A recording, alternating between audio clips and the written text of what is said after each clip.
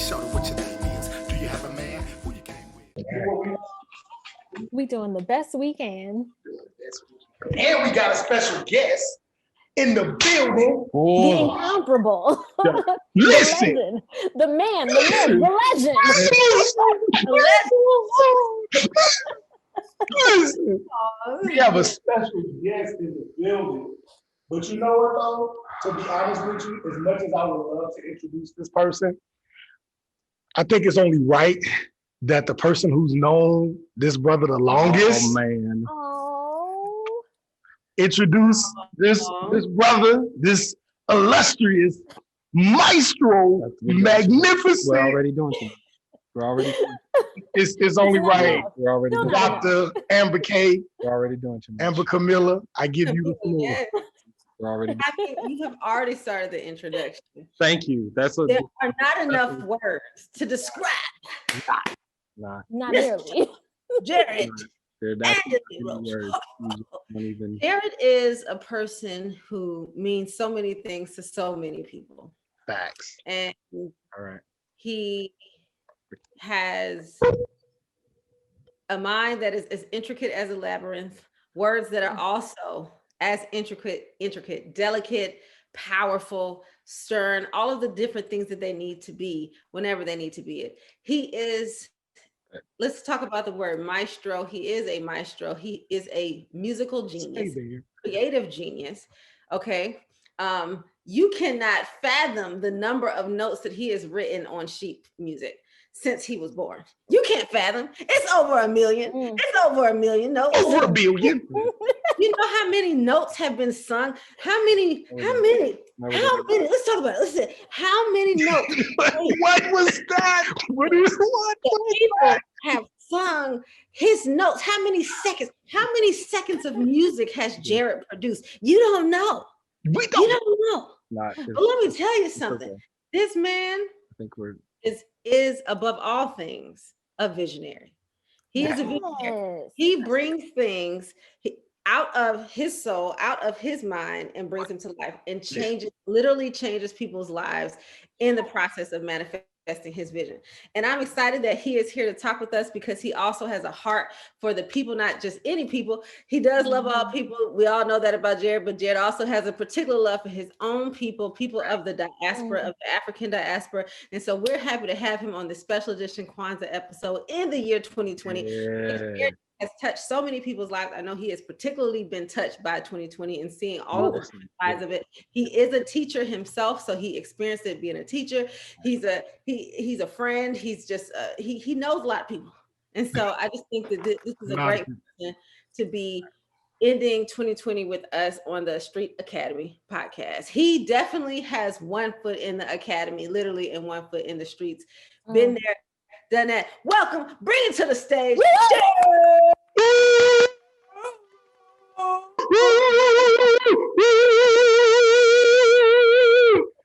That was the best intro of all year. I'm glad it was recorded. Wow, the Holy Spirit, the Most High, the ancestors told me, have Amber do that intro. That was it. Too much. That was beautiful. Beautiful. I'm humbled. I am humbled. I am honored. I am honored to be here.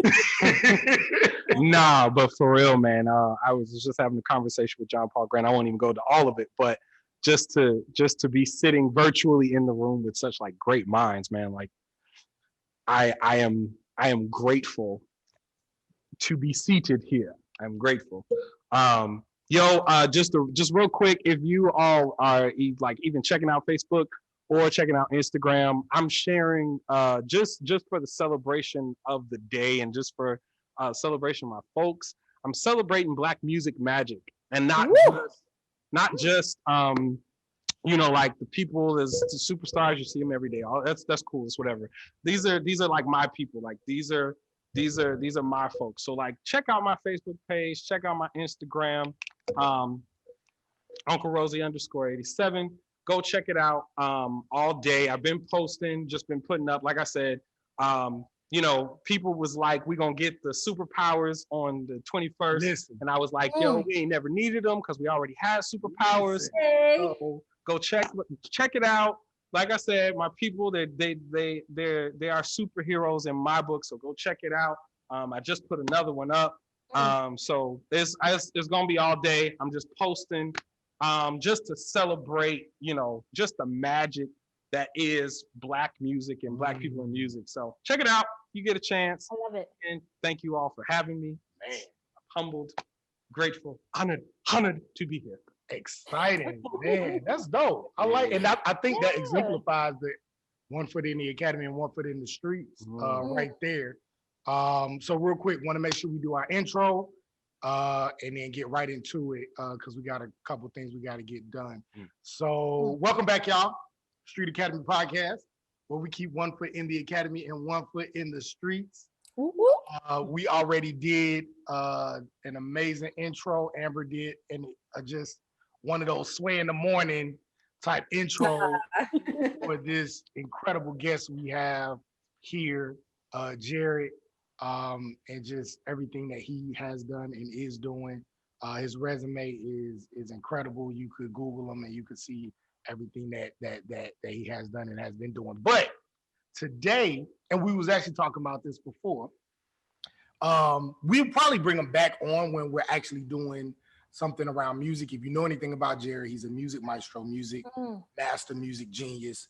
But we felt that it would kind of be dope to kind of have him on in something that doesn't necessarily center music. You know what I'm saying? There's so many different sides to all of us.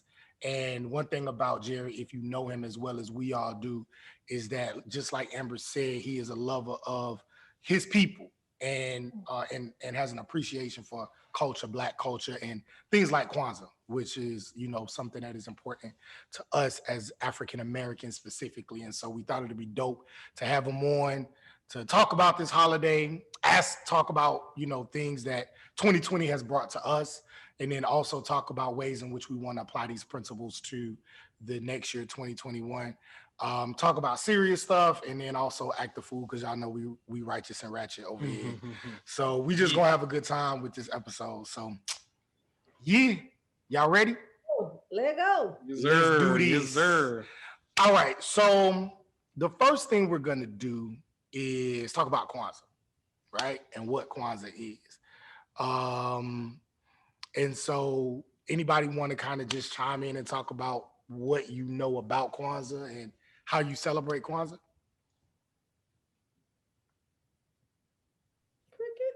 Cricket. I'm gonna edit this part. I'm gonna slow that part down. We just gonna go right into it. Yeah, I mean, this probably goes to like your next question of like how we first came to understand Kwanzaa.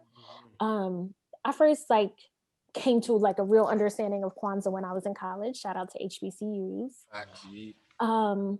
And I feel like for me, it represents a time when we're all like already in a celebratory mood. It's the holidays, it's Christmas, Hanukkah, New Year's, like all the holidays are in there. We're celebrating.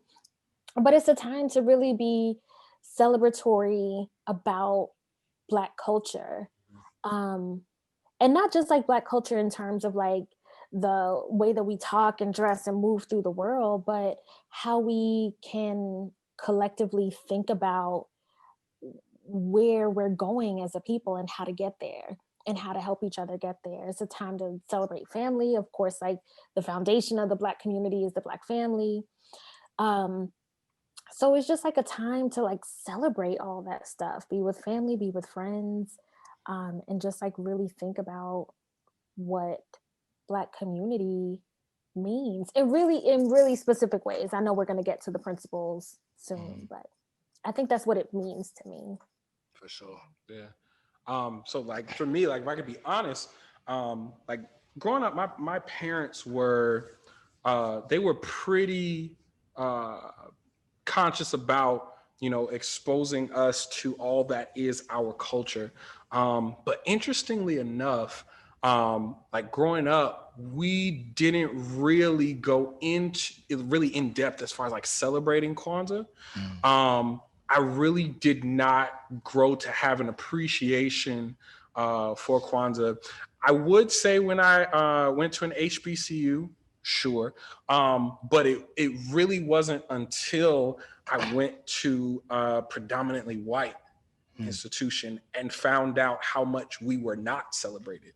And so for me, it was that point for me where it was like, you know, because I've been, I hadn't gone to, you know, like any, you know, PWIs or PW, I don't know if they call them PWHs, I know, but like I've just, high school for me was all black, college for me was all black. So I'd only had that experience and I was used to us celebrating us. I mean, it's us, right? And so, like I said, until I went to a PWI for my graduate studies and just kind of realized how much we are not celebrated, because there's a difference between like celebrating versus exploiting, or, you know, like, you know, we love listening to hip, we love the rap, all that kind of stuff.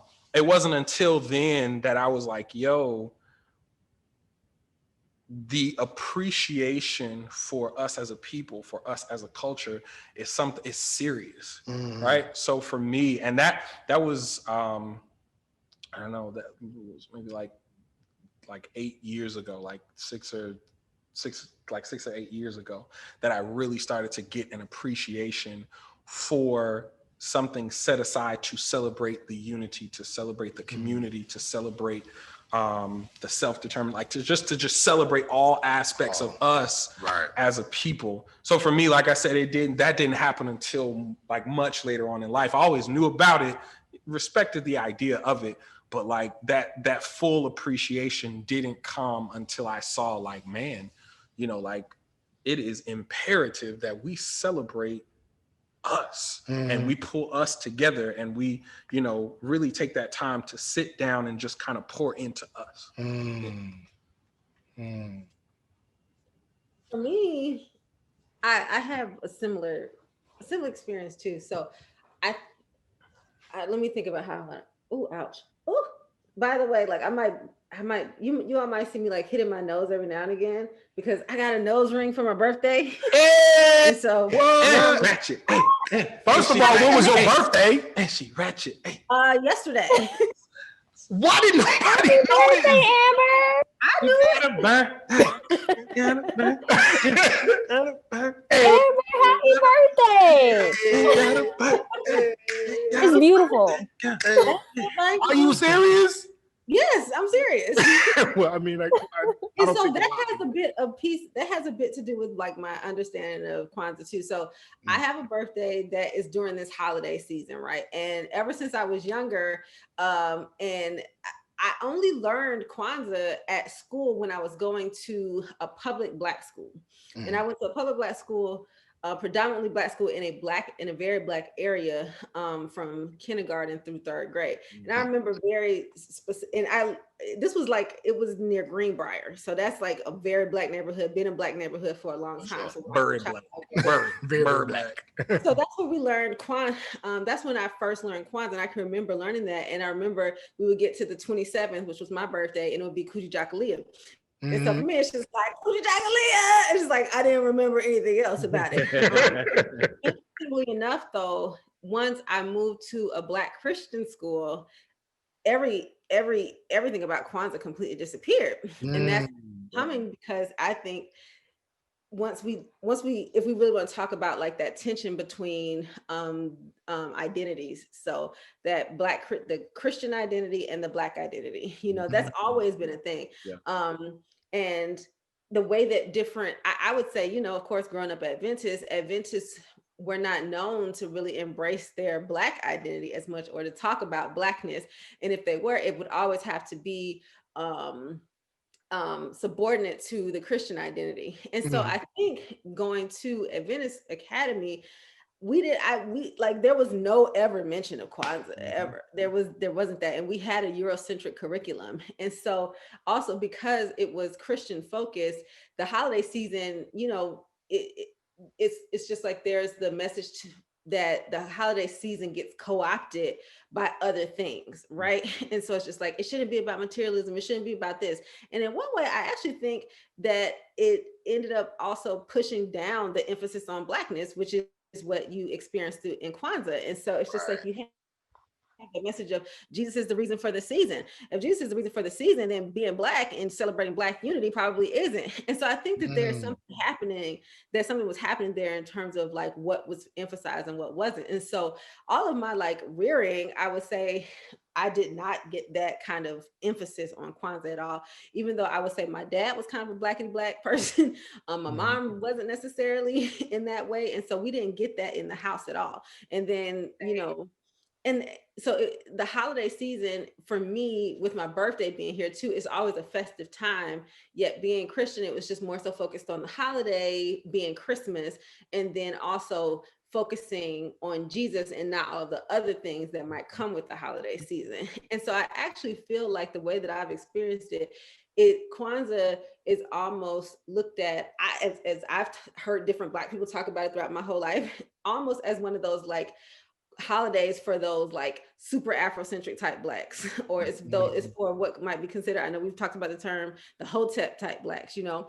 And I remember even an episode of Living Single where Kyle, who was a very proudly African man, he was celebrating Kwanzaa, doing like handmade gifts, and everybody else was kind of like, okay. It was kind of like, even though I appreciate the Living Single actually put that storyline in there, it definitely wasn't the main thing, because mainstream is Christmas. And so I think that, you know, when we talk about Kwanzaa and talk about how Black people celebrate Kwanzaa, we can't separate how Black people, well, we can't separate the tension between the Christian identity and the Black identity as a part of how Black people in America actually have come to celebrate it, have come to know about it, because I definitely feel like there's tension there. And that's part of the reason why even now today, it's like I had all intention to this time in 2020 of all years to like celebrate, and nope, it didn't happen again. And so, you know, I hope that I can, you know, be more focused on it next year, or at least come up with something that I feel is true to me. So yeah. Wow. I mean, I think with Kwanzaa, I really actually started, I knew about Kwanzaa, I had heard of Kwanzaa growing up, but had not really celebrated it actually until I moved to Atlanta. I went to 2 HBCUs, and I still didn't really know a whole lot about it. But then I actually started working at a predominantly Black school, elementary and middle school, called Imhotep Academy, and it was there that they embraced Kwanzaa.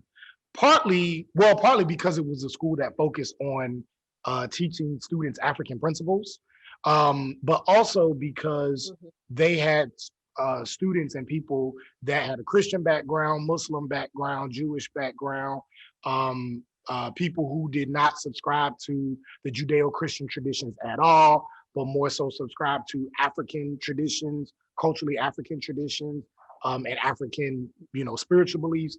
And so in order to not alienate any of the students, they said, well, the one thing we all have in common is that we Black. So we can celebrate Kwanzaa. And then if you want to celebrate Christmas, if you want to celebrate Hanukkah, if you want to celebrate something else, you can do that, personally. And so, and then they would make a big deal about it. They would have a whole Kwanzaa celebration. All the people in the community would come. It would be, the parents, families of the children. They would have local city leaders and community leaders. Everybody would come out to these Kwanzaa events that these students would do. And the first time I saw it, I was just like, oh, this is big. And it was really nice. And it was Black excellence, like to the fullest, you know? And I just remember seeing that and saying, I have to implement this in my own life. Not to mention that they, the students, they recited the principles every day as part of their devotion. So they recited the principles, they recited certain affirmations every day. So these students knew Kwanzaa. And so because I was their teacher, I had to know all of these principles. This was kind of inculcated into me. Right. And so ever since 2010, I've been celebrating it.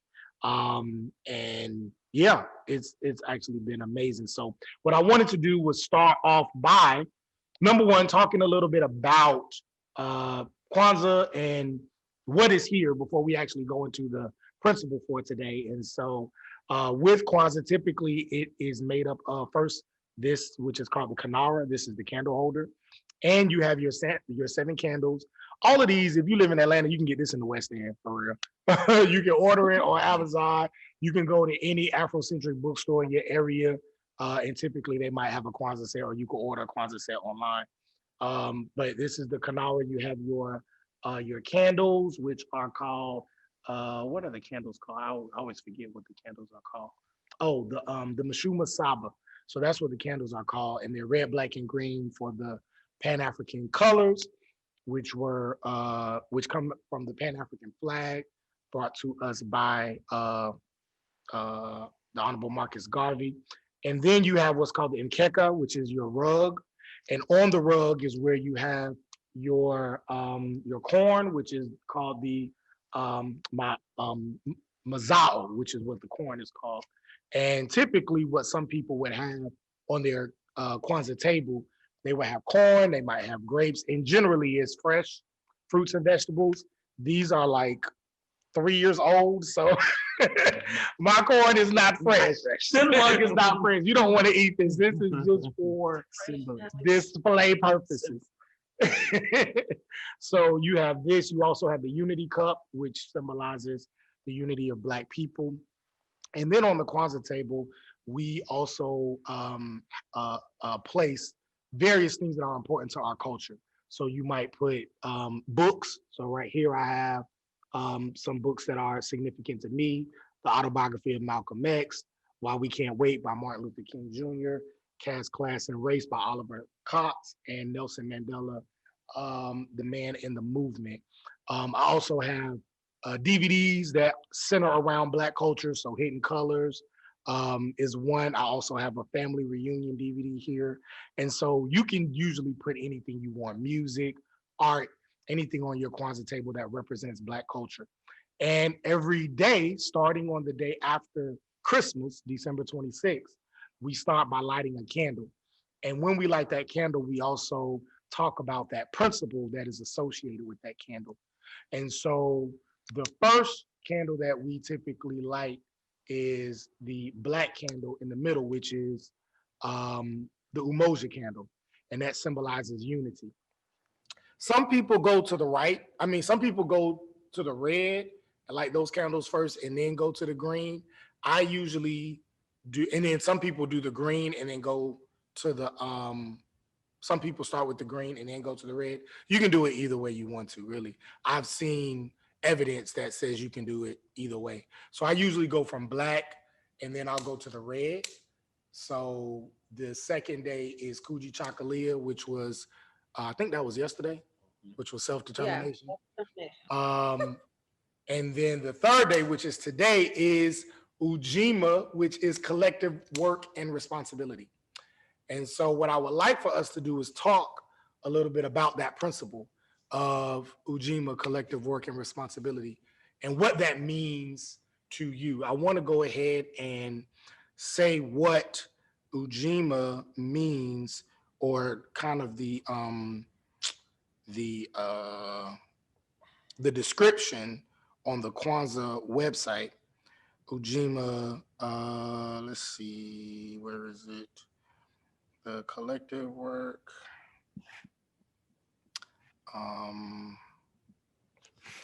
Sorry, I should have had this ready. To build and maintain our community together, and to make our brothers and sisters' problems our problems and solve them together. So that is the definition of Ujima or that's the description of Ujima, collective work and responsibility. So taking that into account, what does that principle mean to you?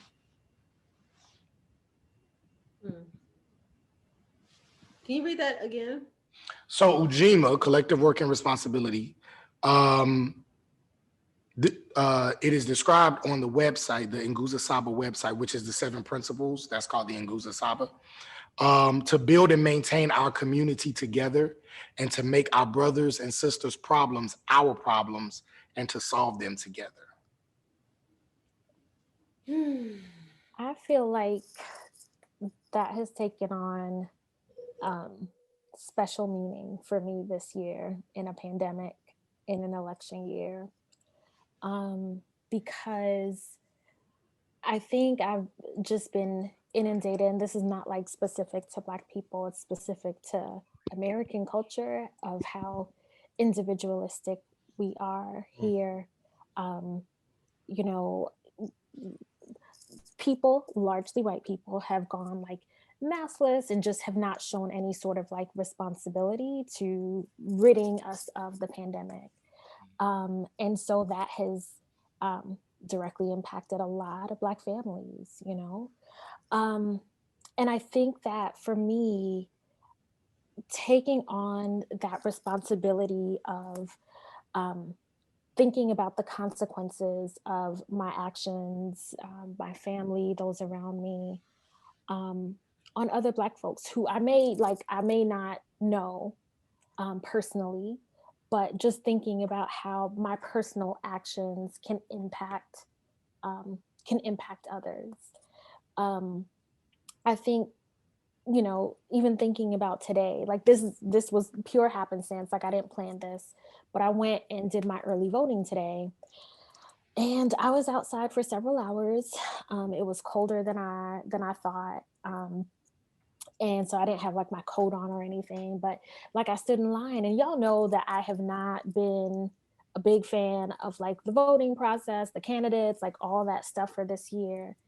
But I thought of it more as being like a duty to my people who are like coalescing around this option largely. Of course, there are lots of folks who are like, nah, like this process isn't for us. But, you know, I've really been thinking about that principle, Ujima, because how I decide to move individually has an impact on the larger community, whether I like it or not, whether I admit it or not. And so specifically in this year, where it has been a pandemic and has been an election year, I think I've felt that a lot this year of having to decide on things that I wouldn't normally do, but that serve the greater good, and specifically Black folks. Because, you know, if it were not Black folks, I would probably make some different decisions. Mm-hmm. That reminded me of one thing. So in the way I see it, two principles in two ways, specific to 2020. One, like what you were saying, Jackie, like the power of one individual and recognizing your impact on the collective. So when it comes to the coronavirus and not masking, it's just like how, like, while you may be exercising an individual freedom, how does your individual freedom actually impact somebody else? Right. And how that individual freedom that you're exercising can literally bring someone to a fatal end, or bring someone who, you know, is an extended part of that community. Like, it is that serious. It's like we can see the lines of that, whether it was someone going to a family gathering and infecting their family, and then the older person of the family dies because of that. That is just like, I feel like if there ever was a year where we could see the impact of like your individual actions upon your community, it was this year with the spread of the virus. The second thing that I think about in terms of like, I'm looking at the definition to build and maintain our community together and make our community's problems our problems and to solve them together. I feel like an important part of that definition is the word community. I think sometimes we kind of externalize community to think like, oh, it's all those people out there. It's a bunch of people I don't necessarily know. It's like, it's the Black community. Like, you can't necessarily name all those faces, or you can't, it's just like, it seems like it's almost this kind of innumerable kind of blob of people. It's just like the Black community. And so for me, as I think about community in this sense, I think about like people I actually know and my personal relationships, and how this year has been a strain on us individually. And therefore, since it's a strain on us individually, it will necessarily be a strain on relationships all across the board. So how we were able to still connect with each other and still be supportive to each other in this period. So when it comes to like, I'm making my community's problems my problems. So if my friend is, you know, suffering with anxiety, which the majority of my friends were this year, or some type of depression or just worry or stress, it's just like, how can your anxiety be how can we share it and at least minimize it for the both of us? How can my anxiety that I talk about, like, can I discuss things and share it with you so that then we really can be better off together? Because it's so much harder by ourselves when we're just like there worrying. It was a lot to worry about this year. It was a lot of stress this year. And so when I think about like collective work, a part of that collective work is the emotional work. It's not just the political work, which I think a lot of times when we in this space, it kind of seems like, oh, it's a political thing or it's like social activism. The work is also the relationship work, like healing past traumas. And sometimes you do that through communication with loved ones, with friends, or healing just different things that are happening in your life in that moment, different self-concepts, like just it's so many things that we need healing from, but it's just like, that's a part of the work. And that's something that we can also do together. So when I think about this, like that collective work, that collective community building, sharing of problems, I really, really lean heavily on that emotional piece and being supportive of one another as friends. Like we cannot underestimate the value of friendship, especially after 2020, I feel. And that's what I see when I see this one. Yeah. Amber, you said something that's really crucial. And I think it's kind of been on my mind, but especially like during 2020, is like not underestimating someone's contribution to the building of community. Because a lot of times we really overemphasize politics or political power, or we really, not to say that it's not important, or we really place emphasis on the whole money is power, which it is. Capital is power. But it's like, if you don't have one of these two things, if you don't have political power, if you don't have capital power, then your contribution is insignificant. The way we put it on almost makes it feel like it's insignificant. But it's like, no, like my contribution to the community, like my music, my care as far as people's health goes, like something as simple as I remember, like, there was a story, like Mahalia Jackson used to talk about how, like, before she did, and even when she was like doing like she was singing on all the world stages, she was saying that there were times where she would just cook food and just tell the people in the neighborhood, I got food at my house. Like, you see me here on stage, but it's important that there are some people that don't have food in their bellies. They don't care about me singing on the stage. They can't eat right now.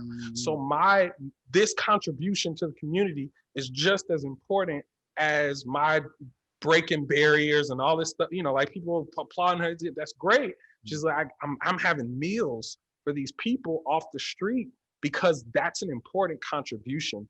And so I think a really big part of it is for us to value every contribution, right? We need political power. We need capital.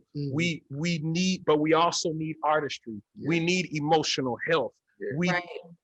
All of that stuff fits into us uplifting and constructing our community. So that resonates with me when you were saying, like,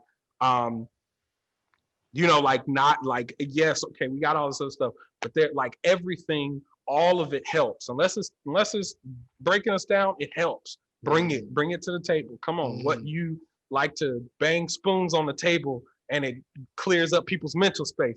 Well, come on, bang them doggone spoons. And so I feel like if we as people thought to really take in everything that can help us or build us as a people, like, that's important. Like, that's just something that's always like been, you know, like, rather important, especially like being an artist and stuff like that, where your gifts can be taken more significant or like insignificant in certain walks of life. So and then even to go off that, sometimes even within the church, or sometimes even you know, in certain spaces of the Black community, the arts can be exploited and underappreciated. And this is you know, go ahead and do it. And it's like, no, this is important, and we should value it just because it's something that comes easily to us. You know, sometimes it's still valued. So I agree with you on that. Another thing I thought about with this description, to build and maintain our communities together and take, you know, and let our brothers and sisters problems be our problems and solve them together, I immediately thought about intersectionality. And I immediately thought about how multifaceted the Black community is. Yeah. You know what I'm saying? There's, you know, everybody says it now, Black people are not a monolith, right? That's, you know, everybody's favorite thing now. But it really just means we're not all the same, right? And so the Black man's problem is the Black woman's problem. The Black woman's problem is the Black man's problem. The poor people's problem is the middle class and upper middle class people's problem. And the middle class people's problems are the poor people's problems. You know what I'm saying? The educated people's problems are the uneducated people's problems, and vice versa, right? If you're heterosexual, the issues related to the LGBTQ community, their problems are our problems, right? And vice versa. So we have to take on each other's problems. We have to understand, and it goes back to Umoja unity, we have to understand that we are not in the position of power that our white counterparts are in terms within this capitalist society. Now we can go a little bit deeper into this idea of like Black privilege and all that other kind of stuff, where, well, we can go into it much deeper, but from the very kind of basic standpoint, the idea is that we don't have access to the power that our white counterparts have. And so because of that, they can be separate, right? They can be, you know, disunified, if that's the term, or disjointed in their community, which a lot of them are, and still stay on top, not because they're unified, but because they have access to power, right? But as Black folks, we don't necessarily have that privilege, that option. So we have to take on each other's problems, and we have to take them seriously. Now, that doesn't necessarily mean that we have to solve every single problem at one time either, right? If you look at previous movements and, you know, history, Dr. King didn't say, okay, we're gonna solve every issue. Say, listen, we're gonna focus on this bus in Montgomery here. It took us a year or some change. Now, after we do that, then we build on that and we grow and we, you know, continue to expand this movement.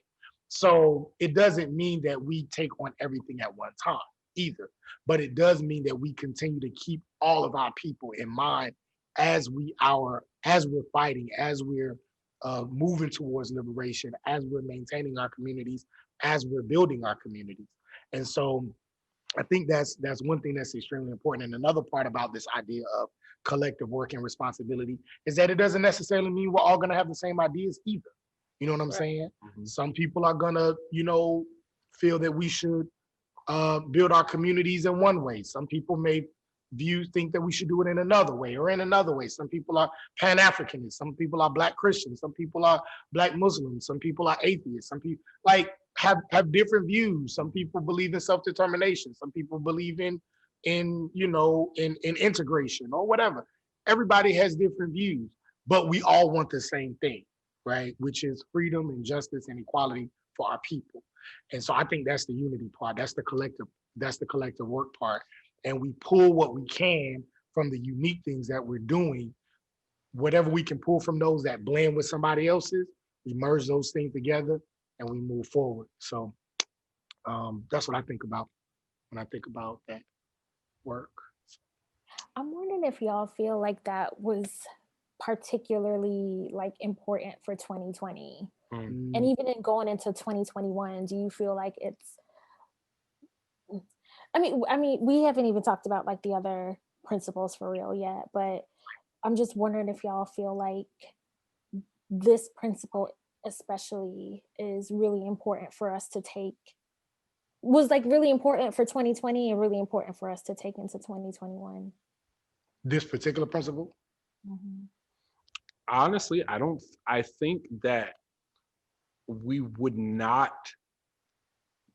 like if I don't think there was any other way that once 2020 fell apart like it did, I really don't think there was any other way that we could go about it, right? Like we're in the middle of a pandemic that eventually it shows that our people are dying at a much higher rate than anybody else is, or being affected at a much higher rate. And then in the middle of this, we watch another George Floyd video. Yeah. Like, what? We can't, there's no, I just feel like we couldn't have, it wasn't even possible for us to take another approach. Because it's like at this point, and I think even more so, I feel like, and I know that this is definitely as we are centering our people, but I feel like the world was in on it at this point.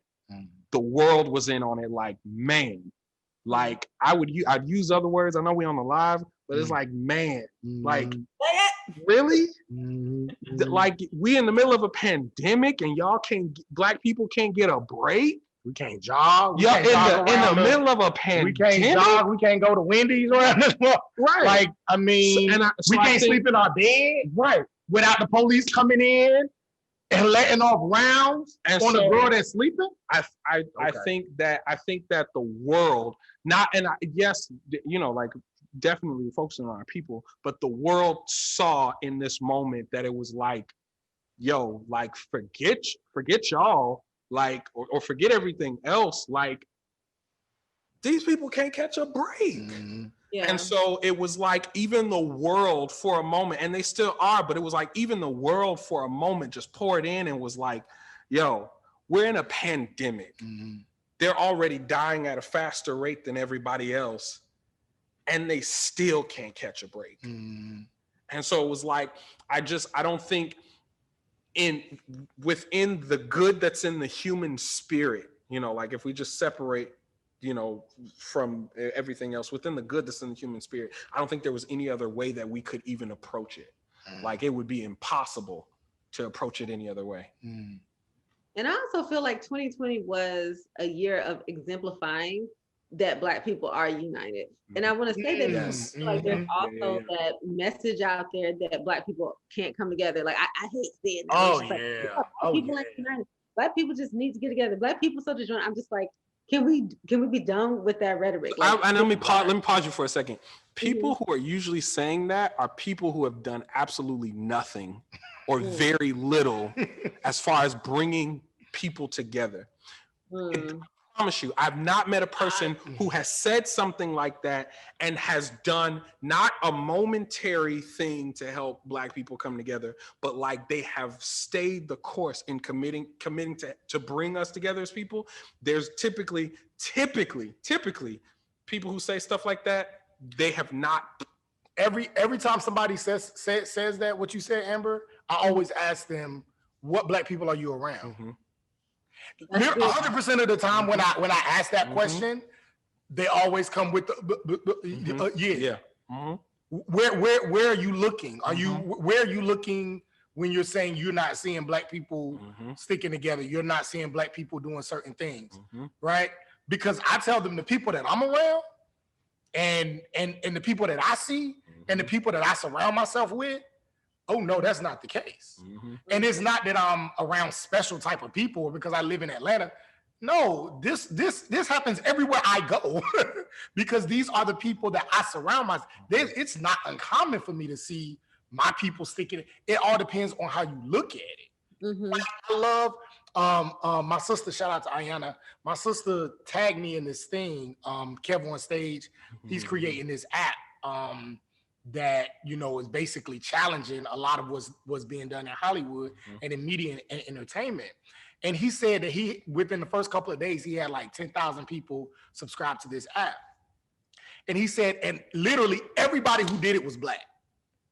All of his supporters have been Black. He said, if anybody tells me that Black people don't stick together, that Black people don't support, I'm here to tell you. Since the start of my career, everybody who has always been consistent supporters of me, they have always been Black. It don't mean I don't have white fans or whatever, but for the most part, it's always been Black people. But it's so easy for us to say what you just said, Amber. You know what I'm saying? That's just that's the internalized racism that we've been fed. Yes, you know what I'm saying? It's just a narrative that we just, and it just flows out of our mouth. We don't even really think about it till somebody say, well, who you around? Why you say that? Well, go to a Black-owned business and ask them for the first 2 years of their business, who was the main people that was coming through? Most of the time. You know what I'm saying? So yeah, I'm sorry. You was on the thought. No, I love that caught me. As soon as you said Black people can't come together, it's like, you good though. Go ahead. But the thing is, it's like we've heard that said so much, right? And it's just like it's almost as like that's a characteristic of the Black community, and especially even from non-Black folks who have positions in power. They love to say things like, "Well, the Black community needs to do this," as though we are some kind of monolith, and then also as though in one way, like we don't have leadership or we don't have, but even though that we need one leader, it's just, I feel like when I think about this term, it's kind of complicated when it comes to Black people in particular, because there's just so many messages around how we get together, how we unite. When it comes to other non-Black groups, I think there's less popular opinion about how people go about doing things, but the way that Black people choose to comport themselves and get together, it comes with different consequences, and it comes with a different kind of critical eye than other groups. So we all know, even when it came to all of the protests, all of the gatherings this summer, it's just like when Black people come together to protest something or speak out about something, it's completely taken differently than when there might be a far right group trying to exercise their First Amendment rights or something like that. And so it's just like, I feel like there's an eye out for how Black people collectively work together. And that affects the way that we actually do get together. And it affects the way people perceive the way that we get together, because there's so much opinion around it. So I this particular one does hit me. And I think it does hit 2020 specifically because of all of the just everything that's happened this year with COVID, with the protests. It's just like we've been coming together, and we've been coming together strong and in numbers. We don't even necessarily look at like church is an example, or other like games and all kind of things and family gatherings. It's like we've been coming together. It's not just that, that there isn't a Black family. There's that whole notion too, or like Black men aren't around, or Black men aren't supportive of their families. It's like, it's so many different messages out there. So I just feel like if there wasn't another year where that exemplified Black togetherness, it was 2020. Yeah. Jackie, I know you gotta bounce out, right? I don't know if you had something you wanted to kind of say. Listen, I'm loving the conversation. Y'all keep it going. I have to jet a little bit early. I wish I could stay for the rest of the conversation. Especially to talk to the man, the myth, the legend, Dr. Hater, Dr. Jarrett Roseborough. I wish I could stay a little bit longer. The Jackie of whose shoes I am not unworthy to unlatch it. See, I don't even have latches in my shoes. Oh, exactly. Just loafers. You just slide on in there. You slide on in there. We just got flip flops right now. Right. What she's saying is I'm not on her level. That is what she's She saying. said you messing around with simpletons that have latches on their shoes. Exactly. Who has strings upon I wish I was able Pardon to me. the shoe latch ministry, but I am unable at this moment. But y'all keep it going. Love you lots. Keep the party going. And I'm looking forward to bringing all this into 2021, man. Like all stuff that doesn't get left here at the table, like at the Kwanzaa table, but we taking it into 2021. So definitely. Yeah. Well, happy Kwanzaa. All right, homies. Love Kwanzaa. And yes, we'll talk before the end of the year. We will, but to the street. Well, I guess you could say bye or say give a Street Academy, whatever to the Street yes, Street Academy, homies. Back. We will see you in 2021. We love y'all so much for rocking with us. I know Amber and John are gonna, say their piece a little bit later, but thank y'all for rocking with us as we figure this out. Love y'all lots. We'll see y'all in 2021 on the flip side of this here. Dealing with important people, they gotta move. We try to schedule them, but they too important. I'm not able at this time. I am unable at this time. So, all right, y'all. I'll see y'all later. Peace. Bye, Jackie. So Amber, I think you really hit on some great points. And I really want us to talk a little bit as Jackie kind of transitioned us into thinking about 2021. We've spent the past couple of episodes talking about 2020, right? Talking about the pandemic, talking about, all this other kind of stuff. But the good thing about Kwanzaa is that Kwanzaa is a celebration as well. It's a celebration of Blackness. It's a celebration of Black life. Is to not center white people, right? That's it. Right. So we want to decenter whiteness. We want to bring in and celebrate Blackness. We want to celebrate the beauty and what we've overcome here in 2020. How do we want to apply these principles and the celebratory nature of Blackness, bringing that into 2021, right? Taking into account these principles of unity, umoja, kujichagulia, self-determination, Ujima, collective work and responsibility, Ujima, cooperative economics, supporting Black businesses, Nia, purpose, Kuumba, creativity, and Imani, faith. I think I said them all. Yeah, I think that was all of them. So what are some ways in which you plan to take these principles into 2020 and 2021 and make 2021 just as Black as 2020? So for me, when I look at all of these, I kind of just synthesize them into the concept of worrying about yourself, which I think is really, really important. Worrying about yourself and your own people, like your close community. And for me, every year I try to have a theme. I've been having themes every year almost since like 2010 or something, 2009. And so I've already have my theme for next year, which is sleep and creation. And sleep and creation. And for me, what I realized, in order to do any of these wonderful things, being self-determined, working with other people, feeling purposeful, being creative, having faith, you need to be able to bring yourself, your full self, your most alert self, your most energized self. And we don't even have to say the most self. I don't even have to say the best self, but at least bring a well-rested person to the table. Rest cannot be overemphasized in our society and with Black people. We need to go to sleep. I need to go to sleep. I need to go to sleep. I be burning the candle at both ends. Going to bed. Huh? I started saying it. I couldn't help it. I started, go to sleep. Oh, go to sleep. Oh. If you tired, be quiet and go to sleep. Go to sleep. I need to put that on my playlist, and I'm dead serious. I'm sorry. I know we in the celebration. No, I'm so serious. We need to put it on the playlist. Because Black people don't sleep enough. I know I don't get enough. I don't get 8 hours. I don't know the last time I got 8 hours. I stay off of 4 to 6 hours. And it's just like, I need more rest.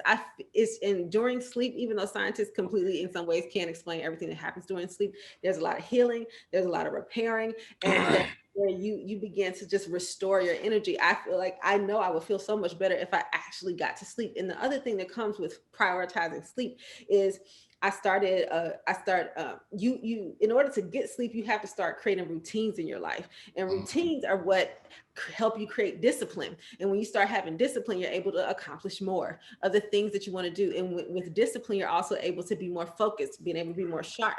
And so I see sleep as a direct correlate to creativity and to creation, which is why they're going together this year. So if I can sleep, then I perhaps I'll be able to create, because I'll have the clarity, I'll have the rest, I'll have the alertness to actually be able to have the focus to actually create the things that I want to create next year. And that's what I want to do, because our creations as Black people, that's what saves each other. So the things that we create from, I'm gonna take it back. I don't know the history of the traffic light. However, I can imagine some niggas was probably running to each other. And then our brother was like, yo, creative, let me you know, but even just that, when it comes to artistry, the music, it's the art, it's the books, it's all these things that end up, we save each other by focusing our creativity. And so for me, when I look at all of these principles, I see how they connect to my theme for next year of sleep and creativity. I just want more of it. And just to make it even more like dot on the nose, like even now I started trying to emphasize sleep. So I have a new evening routine and I have a new morning routine. So I'm like about 2 hours before I want to go to sleep, I'm trying to wind down already. And so that's enabling me to decide, I'm deciding that I want to like brush my teeth, wash my face, and like write in my happiness journal, which is every night I just write something, or try to every night write something that has made me happy that day, bringing something that's happy. Just reflecting on what's happy. And so then that's what I'm focusing on right before sleep, instead of scrolling on Instagram and perhaps being accosted by another image of one of my brothers or sisters being shot down, which is what I do, because it's just trauma. Because like when you're on the internet, when you're on social media, anything can pop up because you don't curate your own feed. And so what would be on my mind right before bed, instead of it being me feeling heavy, which has happened a lot this year, all the heaviness that I would feel right before sleep and end up having some terrible dreams or something, what I end up thinking about before bed is what just made me happy for the day, something I can be grateful for. That's a different frame to actually go to sleep in. And then now my morning routine is to wake up and say something I'm grateful for, have some affirmations, and then also like I have a little book that has a question of the day in it, and I get some fresh air, I stretch, I drink some water. It's just changing the way that I can approach my day. And so in a very practical sense, I feel like focusing on ourselves and focusing on our own energy, like looking at ourselves as actual energetic beings that can be empty, I think is how we can embody all of these principles next year. You know what? One of my themes for next year is rebirth, right? Rebirth. That's I've been through. Say what? Do you feel like 2020 was labor, and so now you're doing a rebirth? No, I feel like 2020. I'm saying rebirth, but really like a resurrection. Like I feel like I feel like 2020 was a death for me. I think I talked about it in the last episode. It really was like a death for me in a lot of ways. The amount of death I experienced, outside, and having friends that have passed away, family members that have passed away, just all the way up until last week. You know what I'm saying? Just constant, just death. It's been so much more death around me this year than ever in my entire life put together. And then just personal things I've been going through that has made me kind of feel like I'm like who I was before 2020 and in 2020 is literally going away. And I'm literally being reborn again. And I actually want to get a tattoo. I've been looking at some symbols, but I want to get a tattoo of like the Phoenix fire. And then like the same, but instead of the Phoenix actually rising from the ashes in the in the Greek story, which I need to look because I think it's actually an Egyptian story, but I want to be sure because I don't want to put nothing Greek on my body. So I want to make sure it's Egyptian first before I do it. But instead of the Phoenix rising from the ashes, which is what you typically find in the Greek version, I want the Sankofa bird to rise from the ashes. Because the phoenix rises and flies away. The Sankofa bird rises and looks back to pull people with them after the bird dies and then rises again out of the ashes.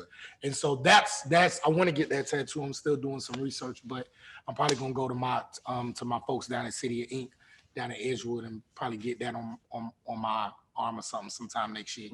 But that's what that means for me next year, 2021. And so I want to embody these principles even more as I'm thinking about a rebirth of unity. What does unity look like in this new Jonathan? You know what I'm saying? What does Kuji Chakalia look like in this new rebirth? Like it's crazy, Amber, because when you was doing that whole, oh my goodness, yo, this is why you ahead of your time. What you did, the decluttering? No, the decluttering thing, yeah. I'm doing that now. I'm doing it now. You was ahead of your time. Like I saw the vision. I supported you because I'm like, this Amber, so I'm gonna support the homie. But I really didn't understand it until now. This year, I've been decluttering. Like Jarrett's at my house now. So you remember all that was over there? I done took all that out. Yeah. I have this place in my house now. It's my peaceful place. I feel so old saying this. But like, it's like this peaceful place. I have my record player over there. I got my chairs. I'm gonna set it up. I'm gonna get plants, everything. And in the mornings, early in the mornings, I just want to sit there and just drink my tea, drink my cider, and it's right next to my window. So I can look out my window, I can look out in my yard, I can look out the lake that's in my backyard and just reflect and just be at peace. Because that is how I want to start my mornings. That's how I want to go about my day, even before I go work out, sometimes even before I meditate, even before I read. Now I'm reading, I haven't read the Bible in a while, but I'm reading the Quran now.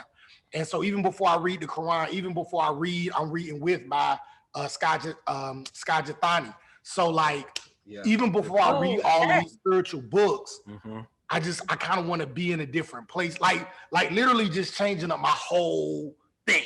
You know what I'm saying? Just doing a whole new thing, a rebirth, like for real. You know what I'm saying? And so I want to, employ these principles within that rebirth, a new unity, a new faith, a new purpose, a new creativity, all of that. So yeah, that's my 2021. I love that.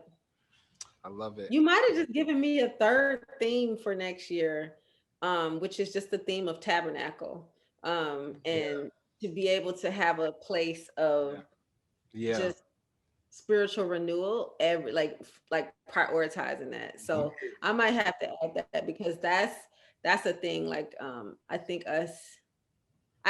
what's interesting. I'll say this and then I'll let you go, Jarrett.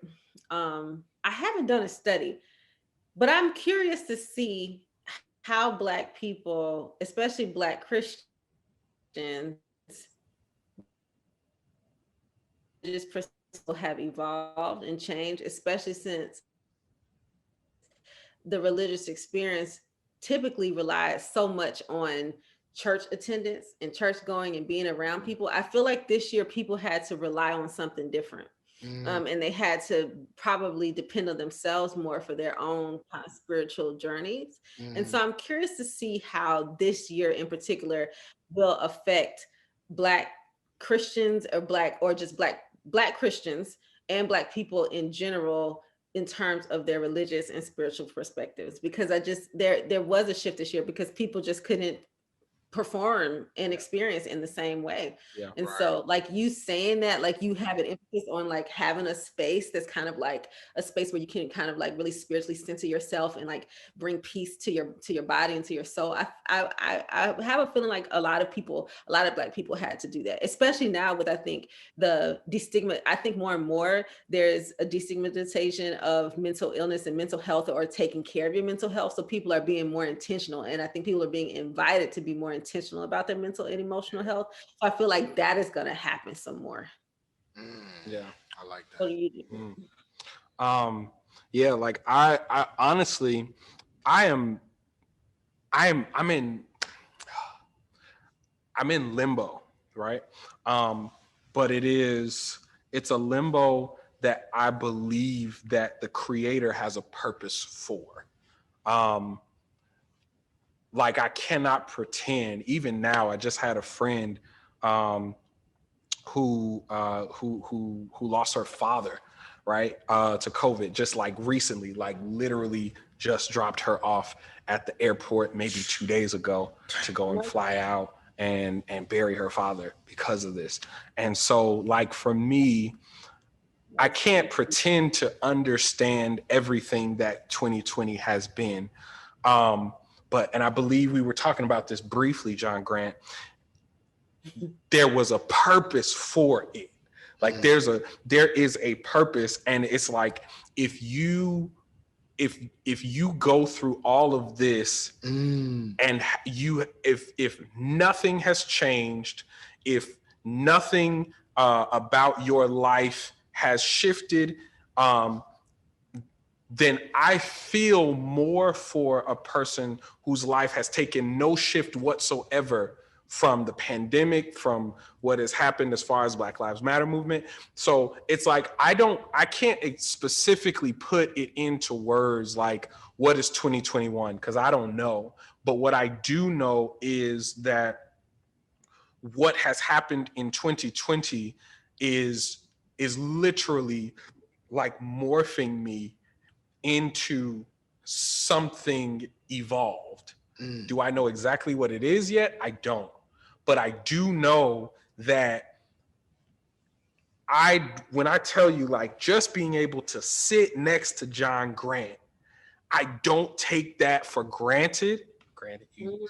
Oh,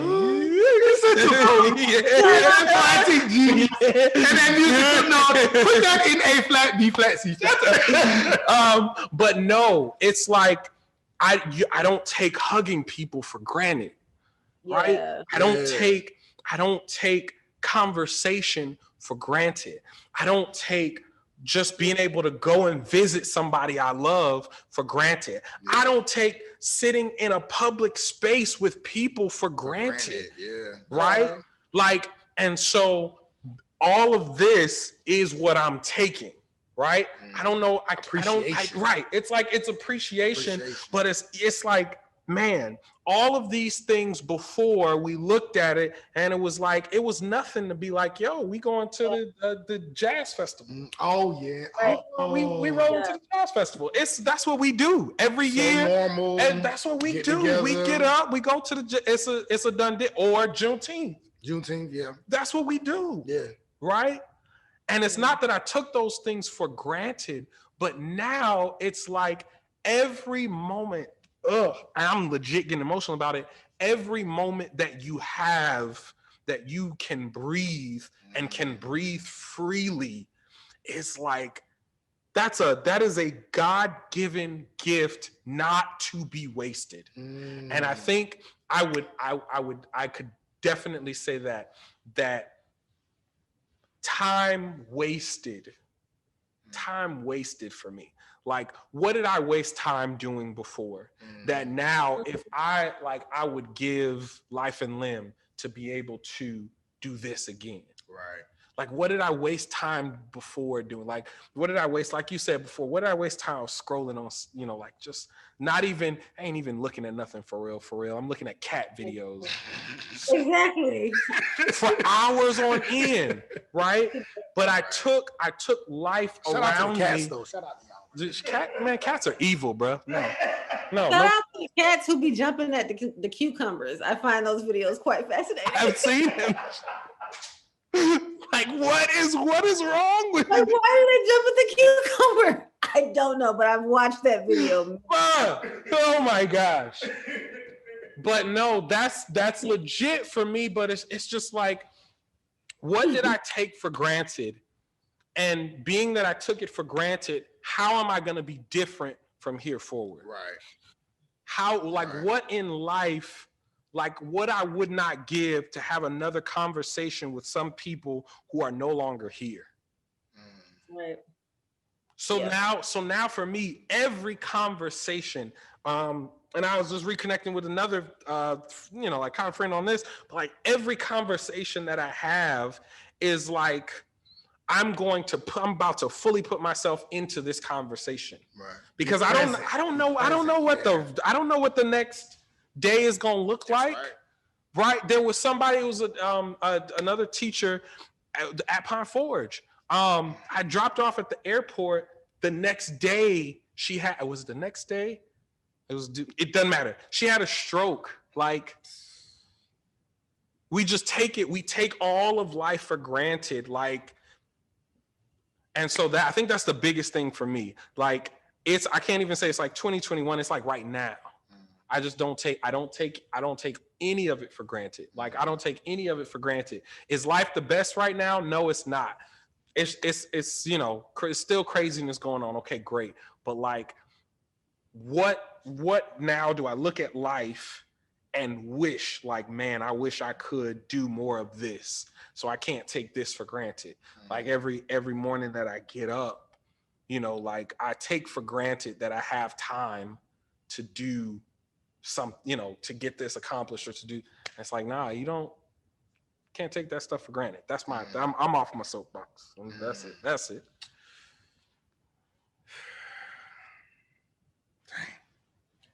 I'm with you on that. Yeah.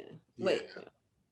I look at it, I feel like with that,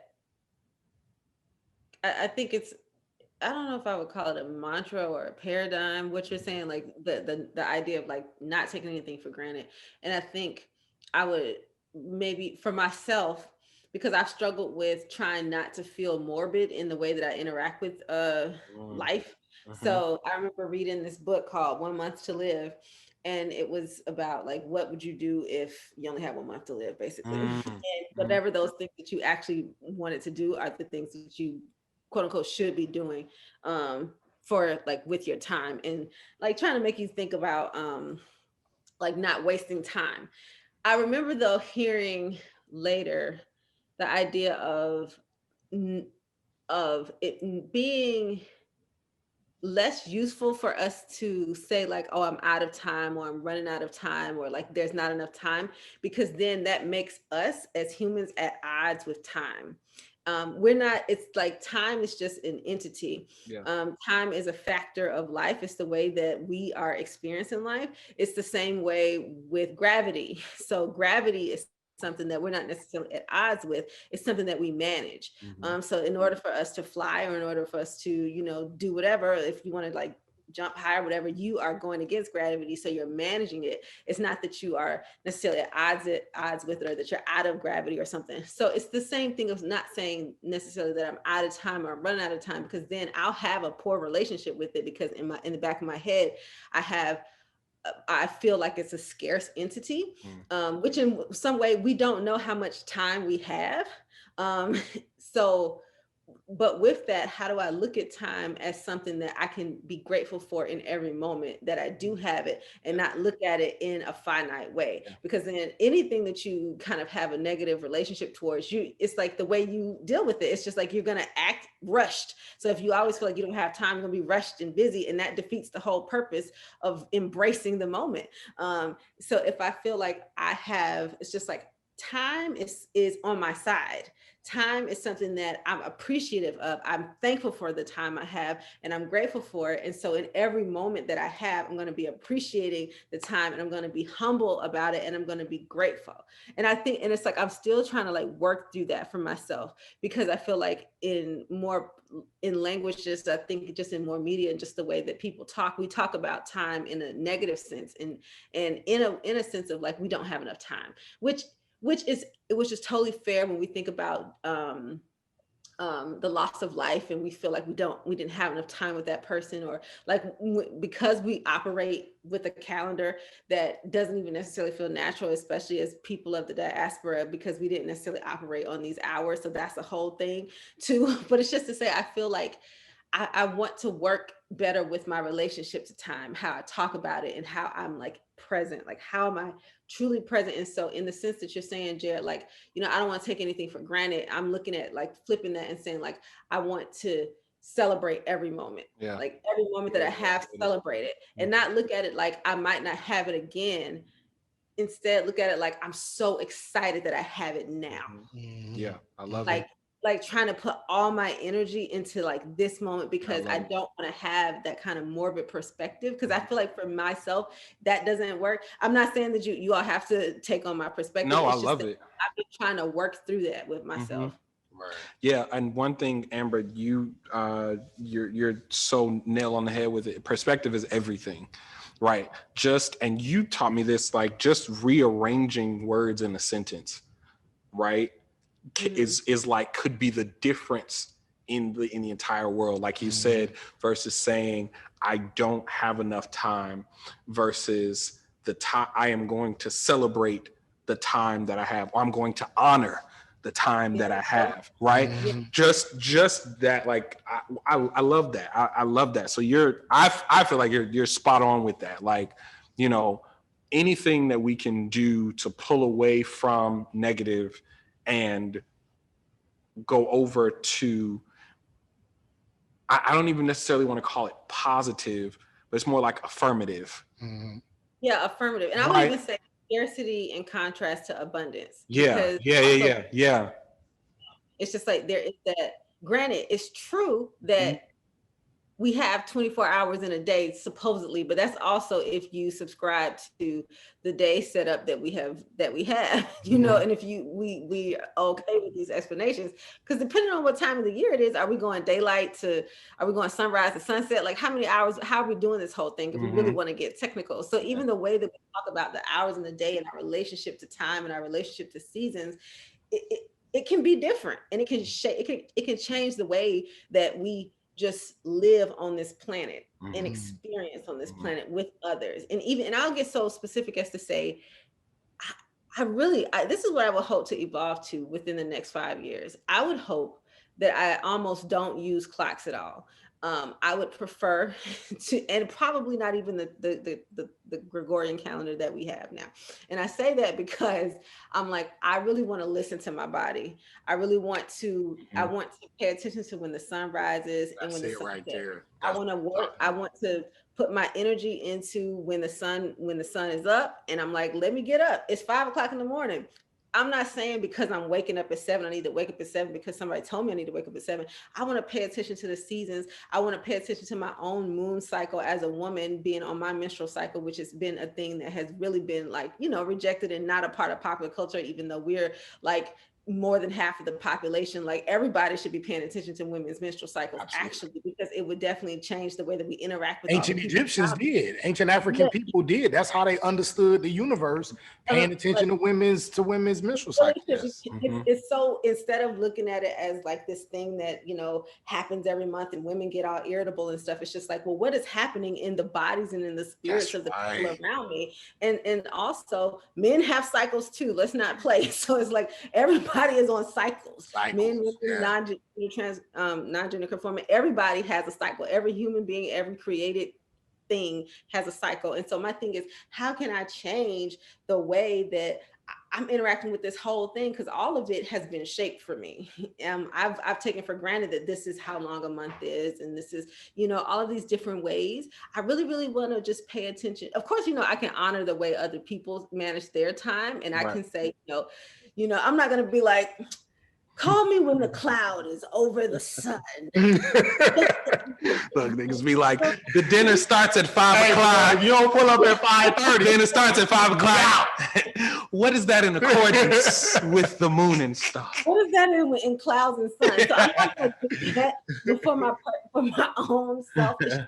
I just want to understand my own rhythms, because we all have rhythms. Even the idea of taking a midday nap when it comes to having a siesta, other countries do that.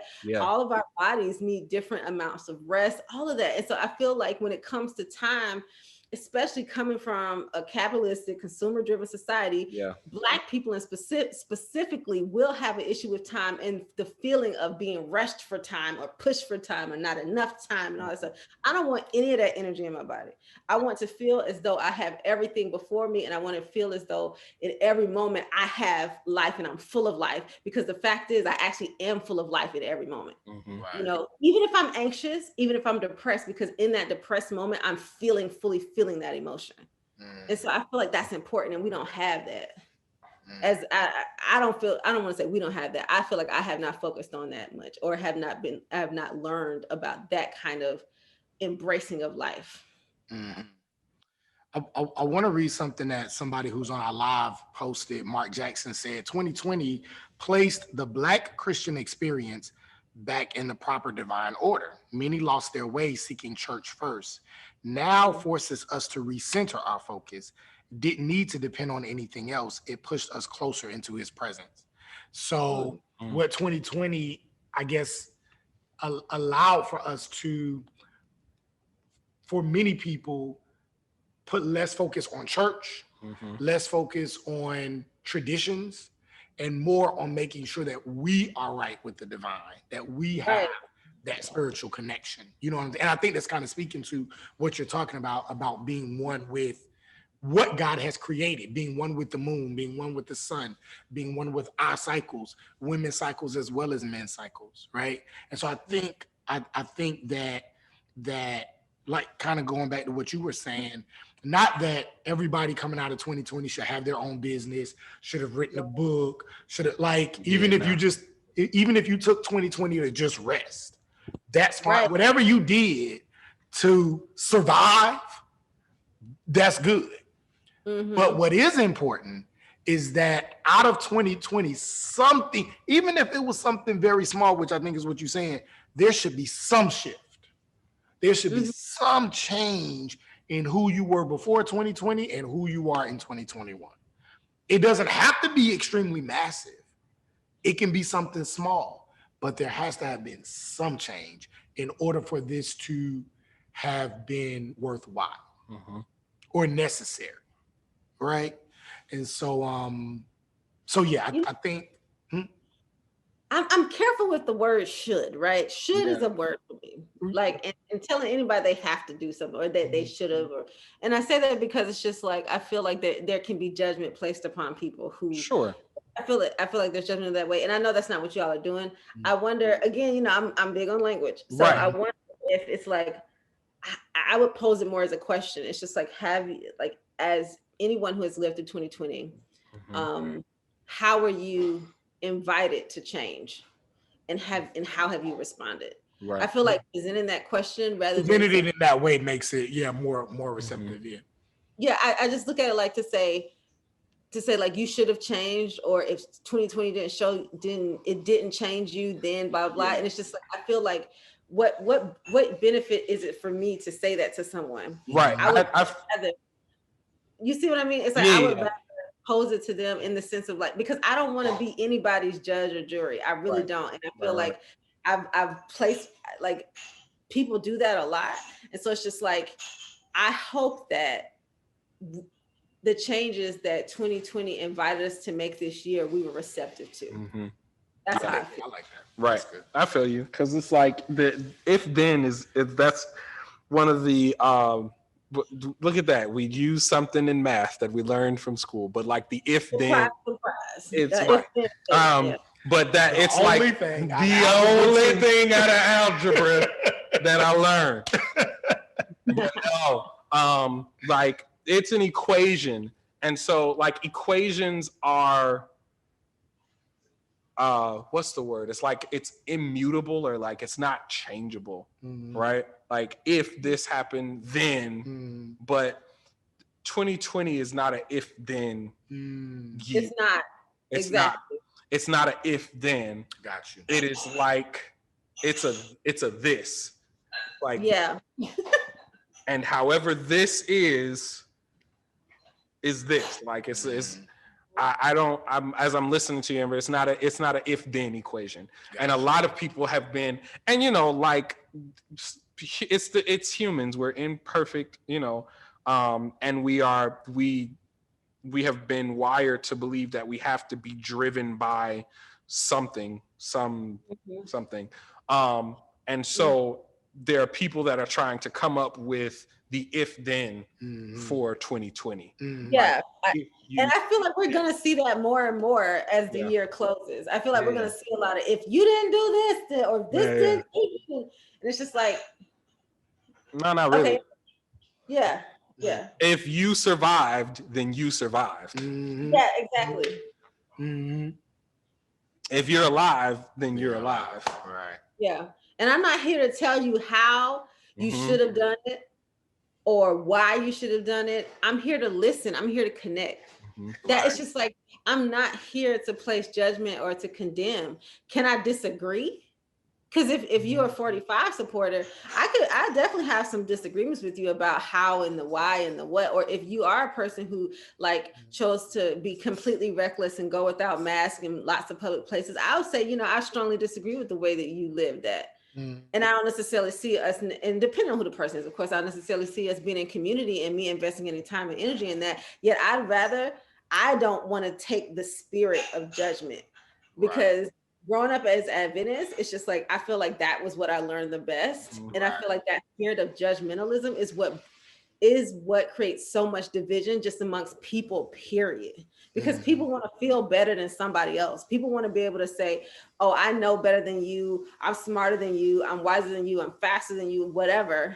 And it's just like, it's okay to let that person be and let me be. And we don't have to be on some kind of class. It's no hierarchy here. I don't want to care enough to put people on a hierarchy anymore. I don't need to put myself under. I'm not trying to put myself above. It's all unnecessary. I feel like we have completely gotten sidetracked as a society, as a youth, like all civilizations on the planet. Yeah. So completely sidetracked with hierarchies and classism. Yeah. That's a whole other. Yeah, that's a whole nother spectrum. But I feel like that has to happen with us, just like, because we can predict this. As 2020 goes to 21, there are going to be a lot of people on high horses about what we should have learned. Absolutely. They're going to talk about what, this is what we did, this is how I pushed through in the pandemic. And it's like, that's great. And to be honest, I'm not knocking it. And this is something I'll say real quick that I've been, for the last year, kind of pushing with my students. Because, in that world of music, I'm at Pine Forge Academy, and you all know the many thoughts that go as far as Pine Forge Academy goes. The thought is that as human beings, we have a hard time differentiating between better and different, right? So a lot of times when we enjoy something differently than we enjoy something else, we look at it as this is better than this, right? I enjoy hip hop differently than I enjoy gospel. Hip hop is better than gospel music. No, it is different. I enjoy hip hop differently because what I get a lot of times from my students, they ask me about which singer is better, right? What singer is better, And before I would entertain it, but then I kind of realized I have to, in my mind, I'm creating a pattern to place people in this like strata in hierarchies, right? That's what I'm doing. And it's like, sure, that's just, I don't think there's going to be a change in the world of that operation. But when it comes to me for myself, especially even with me and my craft, right? I'm coming to respect different. And, so when people come to me and they're like, oh man, I think you're better than ... That's useless. My, it's like there's a wall that goes up because it's like, it's just different. Right. And we have been programmed to make something better or make something worse. Right. And that's not even inequality because, you can't give me a torn up shirt and be like, oh, this shirt is just different. No, this is a bad shirt. You need to get a better shirt. That's for the, the health of wearing clothes. But when it comes to just the presentation in general, it's like, we need to learn that we just enjoy, and it's okay to have preference too. That's okay, but it does not negate, nor does it mean that something is better. And so I've been trying to come away from this whole notion of this one is better. It's like, this one is different. Right. I enjoy it differently, right? I enjoy this differently than somebody else might enjoy it. Right. Well, it's just the way that it is, and that's okay, Right. Oh, I have so much to say about that, but I'm not. I don't have much time. But basically, we need to use our words better. All of the superlatives need to just be taken out of the language. Better, best, more, all that stuff. It's just like, it's not specific, because better is not specific. Tell me about what quality are you talking about, and then we can say it's more this, it's increasing in this, something like that. It's like, this person has this type of tone, and I appreciate this tone more than this tone, because for me, I respond to that more. It's more attractive to me in that way. That's more clear than saying it's just better. It's like, let's use our words. We don't know how to talk. We haven't really used it. We don't know the English language. And anyway, I mean, in terms of knowing the English language, I mean, we don't use it. The English language is problematic anyway. Never mind. Let's just go. But well, what I would like to do as we're wrapping up this episode and wrapping up 2020, I want to end on a light note in terms of looking forward to 2021. And so I want each of us to say, what is a movie, an album that you're looking forward to that's coming out in 2021, right? Oh, did you want to go? Go. I was going to say the Migos I think Quavo just said the Migos dropping one in 2021. And I'm looking forward to that. I'm looking forward to Culture 3, bro. Because I've been kind of missing the Migos because they've been kind of caught up in their own thing. I think one of them got a whole case. I'm looking forward to, I think it's Culture 3 coming out. Mm-hmm. And Coming to America 2. That's mine. Listen to me. I'm gonna be just like how I was for Black Panther. I think it is. I think Coming to America 2 is if not equivalent to Black Panther. It's for the culture. We don't be for the culture, like how Black Panther was for real, though. Yeah, I think it might be for the culture, right? And I was actually talking with my principal about this, and I did not realize it. He was saying that Black Panther was the coming to America for this year. Interesting. And I fully, because where else? When we watch, right. Where else do you find something so iconic that celebrates us as people? Yeah. As African people. As African and people. Connects that African American. Yes, that part right there. Yeah. Where else do you find that? Or where you can find it, but where else is it as iconic? And I was that's crazy, but that's what it is. The Black Panther is what is to this generation what Coming to America was for that generation. Yeah. I feel that. I feel that. Mm-hmm. That was my answer. I'm looking forward to Coming to America. I hope to be in theaters because Black people gonna be in that theater. Yes. So I hope the theaters open soon and COVID over. So I don't know. I wonder if they're gonna try to time it perfectly so that it'll be post COVID or whatever. But I'm gonna be up in that theater dressed up, decked out, just like I was for Black Panther. Yeah. I was all in. I had me a whole outfit, looking like the Dora Milaje. It was great. I can't wait for that, man. Yeah. And it looks just as funny. It looks like they have not missed a step. They got everybody in there, or I think like 98% of the people from Coming to America, anybody who was still alive. Yeah. They got them back. So I'm super excited. I cannot wait. This is about to. And the thing about, man, I mean, I know we gotta wrap up, but I was just watching Harlem Nights the other day, and Eddie Murphy was so he was so in tune, bro. Eddie Murphy was in tune, bro. Eddie Murphy has been on since he has a Black consciousness that's just and the way he's able to take and bridge that with comedy and history have you gone Eddie back Murphy is for real and looked at some of his Saturday Night Live sketches with what's the character? It's made after Mr. Rogers, but it was I can't remember the exact name of it, but I went back and just watched some of his sketches and was like, this dude has been on.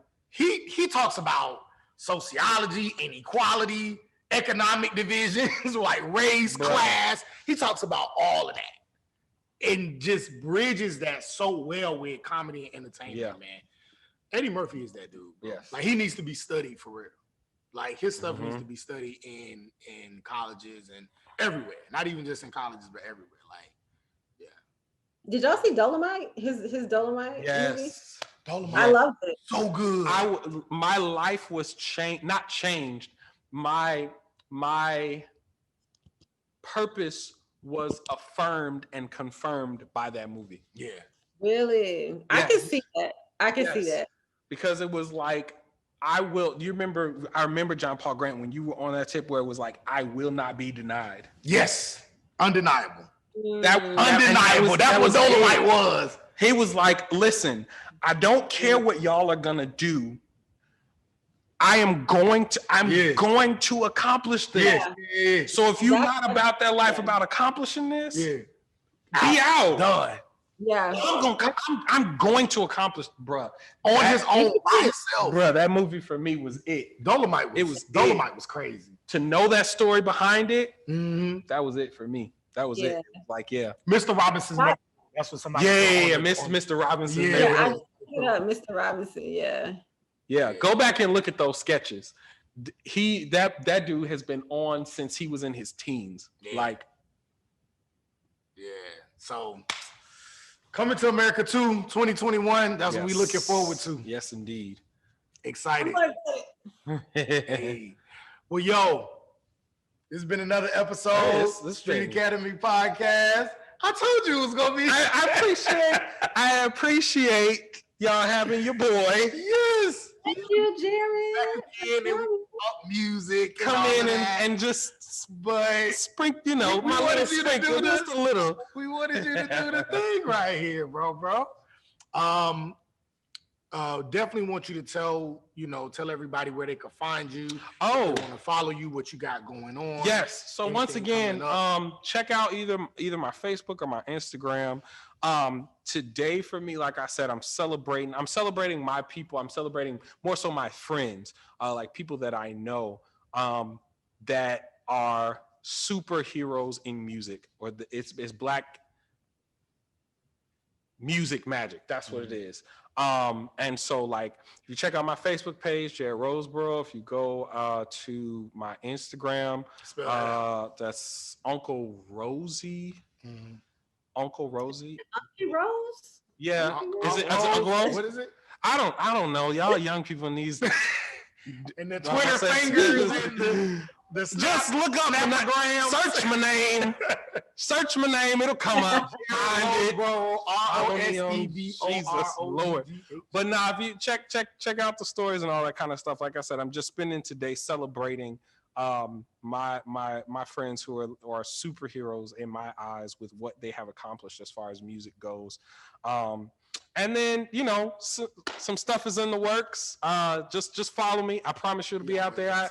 It's always got something cooking. Listen, I tell people, by the time you catch up, I'm 2 years ahead of you. 2 years ahead. 3,000 on the board. That's just how my thoughts are. So, but yes, it's been such a pleasure. So thank you all so much for having me on this. It's been dope. Hey. Man. Yay. Yo, I just want to take the time to, I know Jackie left, but I want to personally take the time to thank both Amber and Jackie for being a part of this and just co-creating this with me. We came together. We've been having these just like how you said 2 years ahead of time, we've been having conversations like this for years. And we just thought, it'll be dope to put this on a platform. Jill Scott just did the same thing. Obviously, she got more views than we do, but she said that she literally did the exact same thing that we're doing. And I always think it's dope when, celebrities and all these other people that we look to do stuff after we do it. You know what I'm saying? Which lets me know that we're on the right path. We got, creative minds and creative ideas. And really, we just need a larger platform to be able to get it out to the masses. But in terms of ideas and what we're doing is out there. This is good. I want to personally thank you, Amber, and Jackie, both of you, for just doing this with me and us doing this together. We get a lot of, people, a lot of people really do holler at me, and different people, honestly, holler at me and tell me how much they enjoy this platform. I couldn't have done it without y'all, and it wouldn't be as dope as it is without y'all, without us coming together and doing this. And so I'm so grateful for everything that y'all bring to this platform. Just not only just y'all's wisdom and y'all knowledge, but just the energy, the passion, the sacrifice, everything that y'all do for this platform, and just continuing to just try this thing out and see what it's about and see how it blesses people and shifts the conversations that we have, and hopefully inspires people. It has inspired. I think I've shared with y'all some of the things that people have said they've done. People started going to therapy from episodes that we've done. People have reunited with family members from episodes that we've done. People have changed their diets from episodes that we've done. Wow. And so, yeah, just know that people appreciate what Street Academy Podcast is doing. And I definitely appreciate y'all for just doing this. This is great. And we're going to keep rocking in 2021. Yeah. We're gonna keep doing. Thank you, John. Anytime Amber's not there, people always say, they be like, yo, I watched the other episode. Where that light-skinned girl at? Bring her back. Now, I was like, she couldn't make it this episode, bro. She had something to do.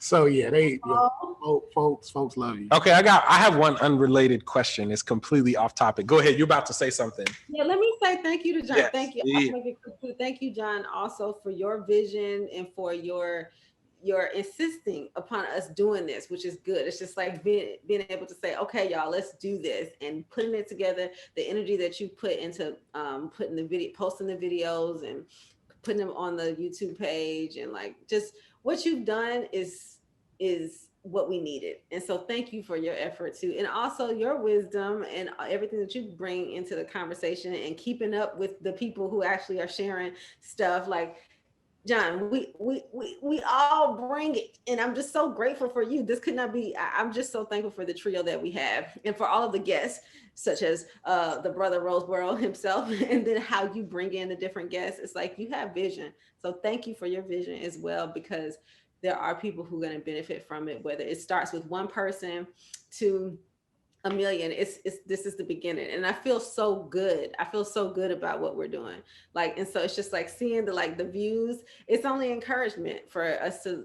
For me, it's only encouragement to me to just continue to just talk, and to talk in community, because that's what this is about too. It's just like we're sharing. I feel like a part, again, what we were talking about with Ujima earlier, it's just like that collective responsibility we have to each other. It's just like we're here to process. This was a year to process, and I feel like I would not have been able to process as clearly and as much, and come to the resolutions that I have now without the Street Academy podcast, because we prepared. Like this podcast is for everyone else. It's also for us too, because we have things that we're thinking about, and it's just like I'm changed by the things that you all share, the perspectives that you all offer. Like this is what I need too. So this is healing. This is therapy for me too. So I'm glad that we're doing this together, and I'm thankful for the way that you have been shaping it for us, John. So kudos to you too, my brother. Yes.